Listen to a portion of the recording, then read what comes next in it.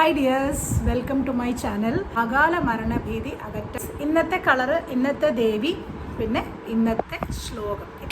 ഇന്ന് നവരാത്രിയുടെ 2ാം ദിവസമാണ്. 2ാം ദിവസത്തിൻ്റെ നിറമാണ് പച്ച. അപ്പോൾ ഇന്ന് നമ്മൾ ഏത് അമ്പലത്തിലാണ് പോകുന്നത് നമുക്ക് നോക്കാം. നമ്മൾ എത്തിയേക്കുന്നത് ശ്രീ മയിലാളത്ത് ശിവക്ഷേത്രം.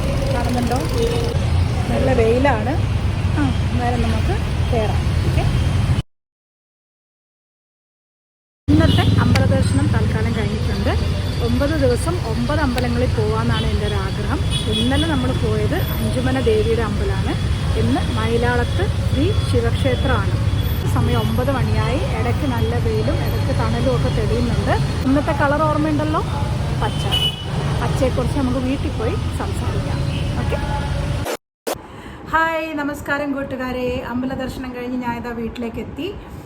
ചെറിയൊരു ബ്രേക്ക്ഫാസ്റ്റൊക്കെ കഴിച്ച് എന്നാൽ നിങ്ങളോട് ഇനി സംസാരിക്കാമെന്നോർത്ത് ക്യാമറയുടെ മുമ്പിൽ വന്നിരിക്കുകയാണ്. നമുക്ക് അധികം സമയം കളയാതെ ഇന്നത്തെ വീഡിയോയിലേക്ക് കടക്കാം. അതിന് മുമ്പ് എൻ്റെ ചാനൽ സബ്സ്ക്രൈബ് ചെയ്യാത്തവർ ദയവേതൊന്ന് സബ്സ്ക്രൈബ് ചെയ്യണം. പിന്നെ ആ ബെല്ലൈക്കണും കൂടെ ഒന്ന് അമർത്തിയാൽ വളരെയധികം സന്തോഷം. പുതിയ പുതിയ കാര്യങ്ങൾ നിങ്ങളിലേക്ക് സമയാസമയങ്ങളിൽ എത്തുന്നതായിരിക്കും. ഇന്ന് നവരാത്രി 2ാം ദിവസമാണ്. നേരത്തെ ഞാൻ പറഞ്ഞതുപോലെ ഇന്നത്തെ നിറമാണ് പച്ച. ഇന്നൊരു ടീച്ചറിൻ്റെ ഭാവത്തോടെ ഞാൻ നിങ്ങളോട് ചോദിക്കാം, പച്ച എന്താണ് കാണിക്കുന്നത്? പച്ച എന്ന് വെച്ചാൽ എന്താണ്? ട്രാഫിക് സിഗ്നലിൽ പച്ച എന്ന് പറഞ്ഞാൽ മുന്നോട്ട് പോകാനുള്ള ഒരു അടയാളമാണ്. അതുപോലെ തന്നെ നമ്മുടെ നാഷണൽ ഫ്ലാഗിൽ പച്ച എന്താണ്? പ്രോസ്പെരിറ്റി, അതായത് സമ്പൽ സമൃദ്ധിയെ കാണിക്കുന്ന നിറമാണ് പച്ച. അതുപോലെ തന്നെ നവരാത്രിയിലും ഈ പച്ചയ്ക്ക് ഇതേ ഇമ്പോർട്ടൻസ് ആണ്, ഇതേ പ്രാധാന്യമാണ് ഉള്ളത്. പച്ച എന്ന് വെച്ചാൽ വികസനം, അതായത് ഗ്രോത്തിനെ കാണിക്കുന്നു. പിന്നെ നമ്മൾ നേരത്തെ പറഞ്ഞ പോലെ സമ്പൽ സമൃദ്ധി, പ്രോസ്പെരിറ്റി, പിന്നെ സന്തുലിതാവസ്ഥ എന്ന് വെച്ചാൽ ഹാർമണി. ഇത്രയും കാര്യങ്ങളാണ് പച്ച കൊണ്ട് നമ്മൾ ഉദ്ദേശിക്കുന്നത്. എല്ലാം വളരെ പോസിറ്റീവായിട്ടുള്ള കാര്യങ്ങളാണ്.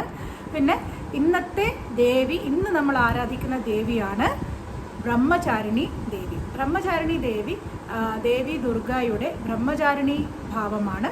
ശിവനെ ഭർത്താവായി കിട്ടാൻ വേണ്ടി ഉഗ്രതപസ് അനുഷ്ഠിക്കുന്ന ദേവിയാണ് ബ്രഹ്മചാരിണി ദേവി. ബ്രഹ്മചാരിണി ദേവി തപസ്, പുണ്യം, വിശ്വസ്തത എന്നീ കാര്യങ്ങളെ പ്രതിനിധീകരിക്കുന്ന ദേവിയാണ്. ഇന്ന് നവരാത്രി 2ാം ദിവസം എല്ലാ വ്രതാനുഷ്ഠാനത്തോടെയും ദേവിയെ പൂജിച്ച് ദേവിക്ക് ശർക്കരയും പഞ്ചസാരയും നിവേദിച്ചു കഴിഞ്ഞാൽ അകാല മരണഭീതി അകറ്റാം എന്നാണ് വിശ്വാസം. ബ്രഹ്മചാരിണി ദേവിയെ ഭജിക്കേണ്ട ധ്യാനമന്ത്രം എന്താണെന്ന് നമുക്ക് നോക്കാം. ഒരു ശ്ലോകമാണ്.